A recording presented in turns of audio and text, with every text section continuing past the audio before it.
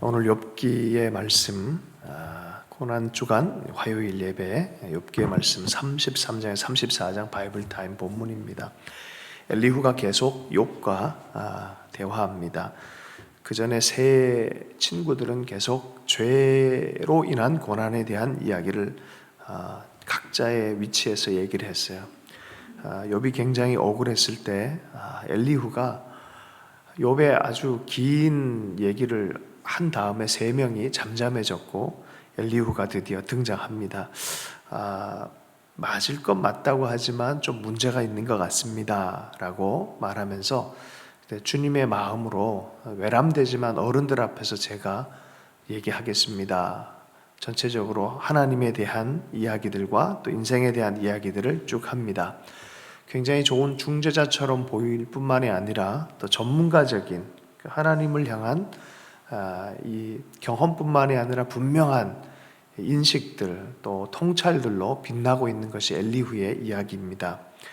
그리고 그동안 조용하게 모든 사안들을 잘 들었던 그런 경청자의 모습이 있어요. 그래서 연배가 어리다고 잘 모르는 게 아니란 것을 우리 엘리후를 통해서 이렇게 생각할 수 있는 것 같습니다. 어떤 얘기를 하냐면 이런 얘기를 해요. 33장 6절의 말씀에 보면은 나와 그대가 하나님 앞에서 동일하니 나도 흙으로 지음을 입었은즉, 뭘 이렇게 말한다고 해서 내가 당신보다 뛰어나거나 그렇지 않다. 이 동질감, 그 같은 마음, 너나 나나 당신이나 나나 일반입니다 라고 하면서 이야기를 합니다. 얘기를 쭉 들어보면 이렇게 얘기를 합니다. 내가 의롭게 산 것은 인정한다. 그런데 하나님이 너를 대적하고 괴롭힌다는 것은 내가 잘못 생각하는 말이다. 하나님이 왜 당신을 괴롭히고 대적을 하겠냐? 내가 묻는 말에 하나님이 직접 대답하지 않는다고 하나님이 너를 대적자로 삼고 괴롭힌다고 생각하는 것은 잘못된 생각이고 잘못된 말이다. 하나님과 논쟁하냐라고 묻는 거예요. 그렇지 않다라고, 그렇게 해서는 안 된다라고 말합니다. 그리고 33장 26절의 말씀에 보면은 그는 하나님께 기도함으로 하나님이 은혜를 베푸사 그로 말미암아 기뻐 외치며 하나님의 얼굴을 보게 하시고 사람에게 그의 공의를 회복시키느니라. 여기 부활과 하나님의 중보 이런 것들, 이게 앞부분에 있어요. 그런 느낌들이 있어요. 이제 아브라함 때 사람으로 여겨지고 있습니다. 욥기는 상당히 오래된 사람이에요. 근데 그때 이제 이런 생각, 이런 말들을 이렇게 펼쳐낸다는 건 대단한 거예요. 26절을 다시 한번 읽어보면 하나님께 이렇게 합당해진 그를 하나님께 그는 하나님께 기도함으로 하나님이 은혜를 베푸시고 그로 말미암아 기뻐 외치고 하나님의 얼굴을 보게 하시고 사람에게 그의 공의를 회복시키시느니라. 하나님께 직접 기도하고 은혜를 받고 그분의 얼굴을 대면하는 이제 그런 것에 대해서 이 엘리후가 계속 이야기를 진행합니다. 이 말씀의 골자는 고난을 통해서 기도하게 하심으로 하나님의 얼굴을 뵙게 하기 위한 그런 고난에 대한 이야기, 그런 것에 대해서 인지했으면 좋겠다라는 거예요. 욥은 고난 전에는 동방의 갑부였고 지식도 많았고 사람들뿐만 아니라 하나님을 잘 섬겼고 정말 큰 은혜 가운데 살았던 사람입니다. 그런데 나중에 욥기 전체적으로 보면 하나님 얼굴을 본 적은 없어요. 하나님께 대한 관해서 많은 자기 위주의 자기 생각으로 최선을 다했던 사람이에요. 그러나 하나님을 직접적으로 본 적은 없단 말이죠. 그래서 고난이 유익이 있다는 거예요.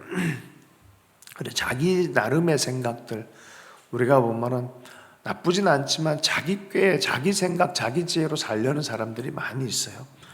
그러나 그것만 의지하게 되면 교만한 사람이 돼요. 하나님 앞에. 교만하지 말게 하기 위해서다라고 얘기를 합니다. 33장 17절의 말씀에 보면 이는 사람에게 그의 행실을 버리게 하려 하심이며 사람의 교만을 막으려 하심이라.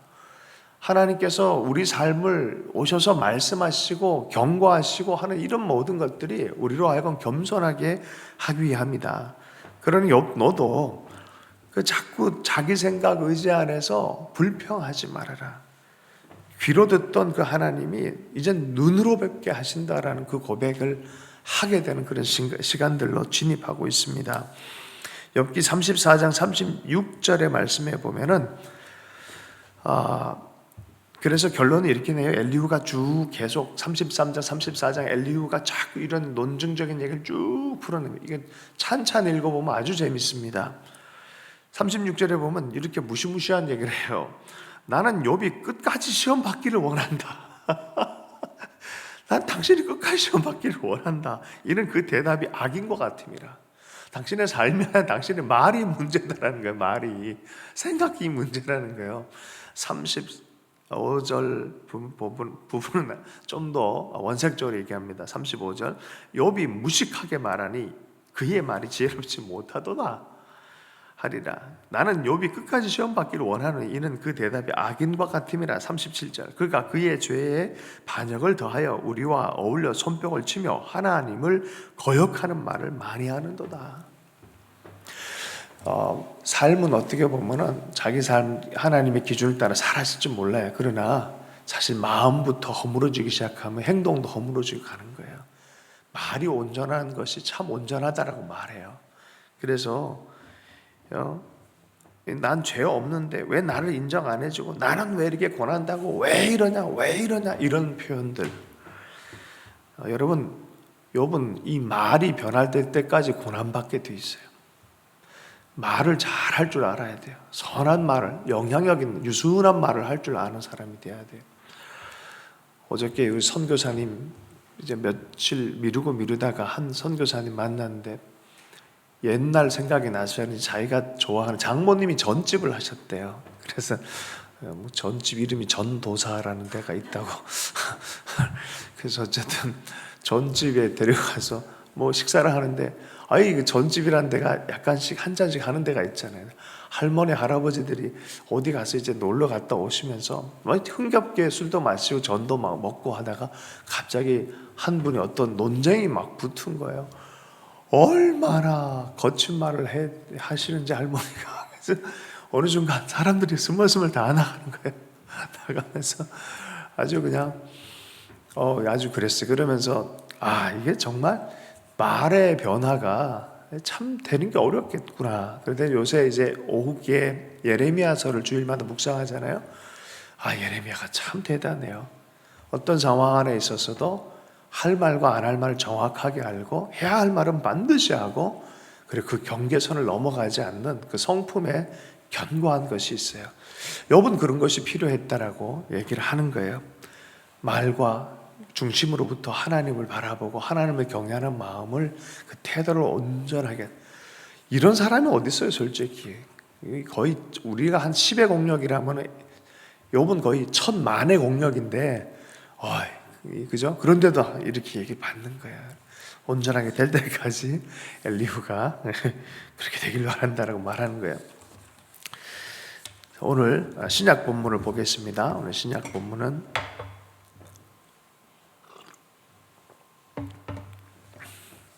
우리가 잘 아는 본문이에요. 예수님께서 가이사에게 하나님께서는 하나님에게 하고 이제 또 사두개인들이 와서 예수님께 부활할 때에 대한 얘기. 그 사실 보면은 정치적으로도 와서 가이사의 정치적 시스템과 하나님 나라의 시스템에 대한 충돌이었고요.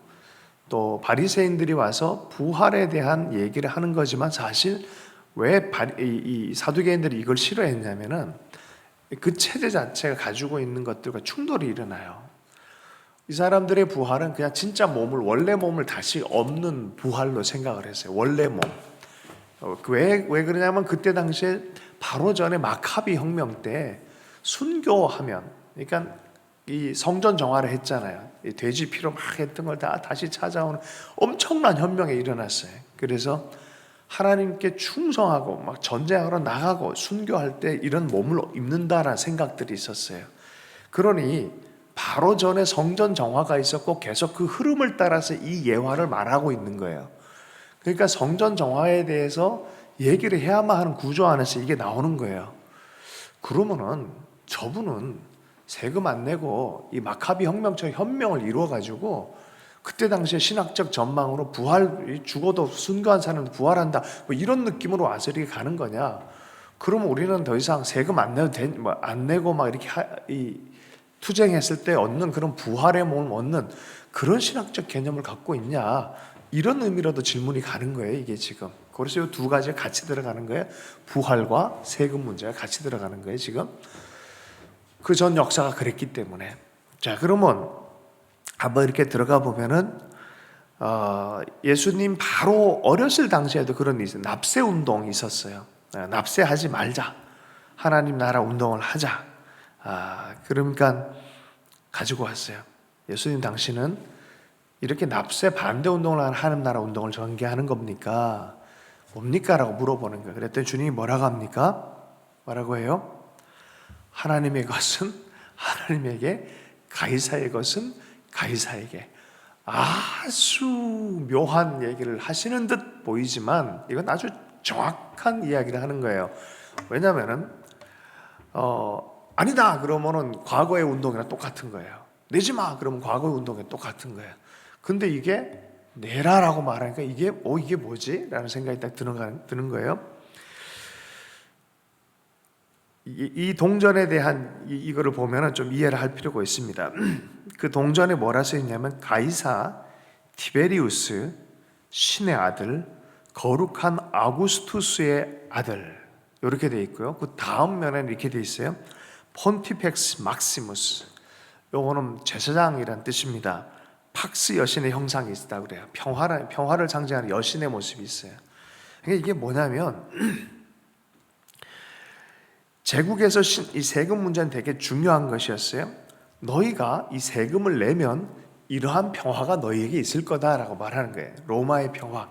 근데 이런 이방 신에 대한 형상으로 무력으로 힘으로 평화를 주는 거예요. 그래서 로마를 뭐라 그래요? 로마의 평화의 시대, 무력과 힘으로 하는 평화의 시대, 팍스 로마나라 그래요. 하나님의 평화는 팍스란 표현을 쓰지 않아요. 어떤 걸 써요? 샬롬.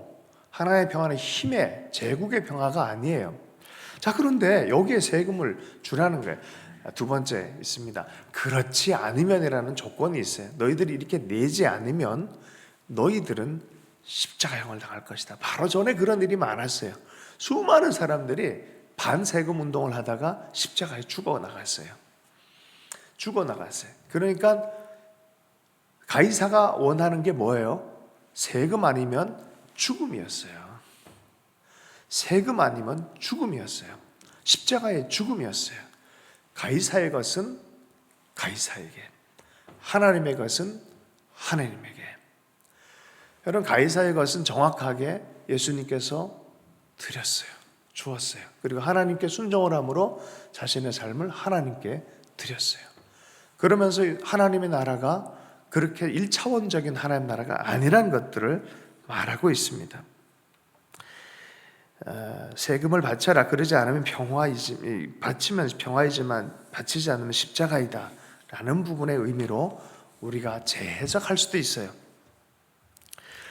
자, 그러면 다시 한번 부활 논쟁으로 다시 한번 이것과 연결해서 한번 들어가 보면은 사람의 몸을 입고 계속 형사 취수대 제도로 해서 형이 자꾸 죽고 나가니까 계대를 잇기 위해서 그러다 보니까 부활하면 남편 7이 되고 이건 말이 안 되지 않습니까? 할 때 예수님 뭐라 합니까?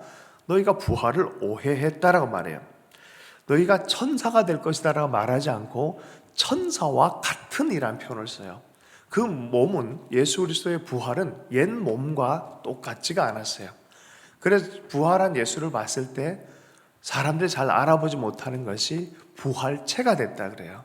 천사와 같을 것이다 라고 말한 표현의 의미, 예수 그리스도의 부활의 몸과 같은 그런 몸과 같은 것으로 되어진다 라고 말합니다. 여러분, 이 부분에 있어서 하나님이 이렇게 얘기해요. 모세에게 나타나셔서 아브라함의 하나님, 이삭의 하나님, 야곱의 하나님, 산자의 하나님이다라고 말해요. 예수 믿고 죽은 사람들, 하나님의 사람들은 주님의 존전 앞에 살아있는 거예요. 너희가 오늘 나와 함께 어떻게 해요? 낙원에 있으리라고 말해요. 그리고 부활의 때를 기다리는 것이죠. 죽은 자의 하나님이 아니다라고 말하는 거예요. 부활에 관해서도 우리는 이 1차원적인 부분으로 해석할 것이 아니라는 거예요. 여러분, 우리가 참 성경의 능력과 부활의 능력을 너희가 오해하고 있도다라고 하는 것이 맞는 말씀이죠. 어떤 관점에서 보면서 부활을 이해하는 게 아니라 하나님의 관점에서 성경과 해방의 능력, 부활의 능력을 이해할 필요가 있습니다. 아니, 이게 경험하고 나서나 이게 이해가 되는 것이잖아요. 그죠? 출애굽을 경험하고 나서나 와, 이게 엄청난 능력이었구나 라고 하는 것처럼 이 출애굽의 능력과 부활의 능력, 부활과 해방이 여기에 나란히 같이 나타나고 있는 거예요. 성경과 하나님의 능력, 부활을 통해 주님께서 하늘과 땅의 모든 권세를 확실하게 가지고 계신 분이신 것을 드러낸다라고 할 수 있습니다. 보이는 권력 안에서 출애굽시켜준 것이 누구였습니까? 하나님이셨어요. 그 보이는 권력 안에서도 하나님 나라 운동이 있었고요. 또 죽음 이후에서도 하늘에서도 부활의 놀라운 모습을 보여주는 것이죠.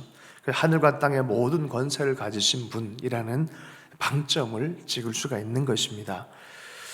우리가 우리 삶 안에 이렇게 살 필요가 있습니다. 세상적 관점, 세상적 힘, 세상적 소유로 보면요, 절대 이 길이 안 보여요. 그러나 소명의 길로, 소유가 아니라 소명의 길로 보이면 이걸 보이기 시작해요. 내가 지금 살아가고 이 땅을 살아가고 있지만 이 땅에서도 하나님 나라를 살아가고 있다는 확신이 들기 시작합니다. 소비나 뭔가 이게 내 욕구와 소비와 이러한 것들이 아니라 정말 하나님께 소용되는 삶, 사용되는 삶, 하나님께 붙들림 삶에 대한 그러한 삶의 근거를 방향을 가지고 살아가는 사람들에게는 드디어 하나님께 드리는, 그래서 우리 삶이 어떻게 보면 십자가까지 가는 그런 삶으로 연합되어지는 거죠. 그럴 뿐만 아니라 하나님께 자신의 것 생명 순종, 하나님의 형상으로 온전히 바쳐지는 그런 삶으로 귀결되는 그 생명을 이해하게 되는 줄로 믿습니다. 오늘 사순절을 생각하면서 우리가 어떤 것에 기반하여서 하나님을 생각하는지를 생각할 필요가 있습니다. 진짜 성경의 이야기들을 온전한 마음으로 믿고 그 믿음 안에서, 그 스토리 안에서 십자가를 바라볼 때 진짜 십자가가 보이기 시작합니다. 여러분, 많은 사람이 십자가를 액세서리로 써요. 귀걸이로 쓰고 목걸이로 써요. 내 삶을 치장하려고 써요. 근데 그 십자가는 그런 것이 아니에요. 치장할 거리가 아니라 내 가족이 달려서 죽어야 될 것입니다. 예수님처럼 순종함으로, 이 세상에 충성하는 게 아니라 하나님께 충성함으로 하나님께 온전히 드러내는 그것입니다. 소유가 아니라 사명의 길을, 소명의 길을 여러분 걸어가는 우리가 됐으면 좋겠습니다. 말씀 붙잡고 함께 기도하도록 하겠습니다. 하나님 아버지, 우리의 삶이 하나님 앞에 온전히 연합한 자로 살길 원합니다. 우리의 생각과 마음이 어디에 중심을 두고 있는지 성경과 하나님의 능력에 기반하여서 하나님 십자가를 바라보게 하시고 우리의 삶을 바라볼 때 하나님 우리의 삶에 참 소망 되시고 능력 되시는 그 능력이 하나님 우리의 삶 안에 아버지 안에 침투하게 해주시고 주님과 연합하여서 온전하고 순전하게 십자가의 길을 걸어가게 하여 주시옵소서. 주님의 길을 걸어가게 하시고 주님과 연합하는 역사가 있게 하여 주시옵소서. 이 시간 이후에도 계속 나라와 민족 또 교회와 아버지 하는 가정을 위해서 기도할 때 주께서 역사하시고 인도해 주실 줄로 믿습니다. 주 예수 이름으로 기도했습니다. 계속해서 오늘 우리 발인 예배 이현정 집사님 가정 발인 예배 위해서도 여러분 기도 부탁드립니다. 함께 기도하겠습니다.